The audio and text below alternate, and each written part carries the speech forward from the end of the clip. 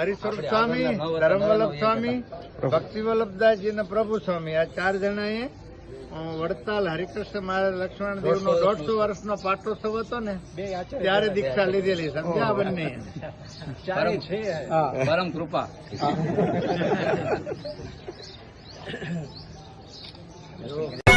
वंदो सहजानंद रस रूप अनुपम सार मेरे लोल जेने भजता छूटे फंद करे भव पार मेरे लोल समरूप प्रकट रूप सुख धाम अनुपम नाम मेरे लोल जेने भव ब्रह्मादिक देव भजे तदिकारे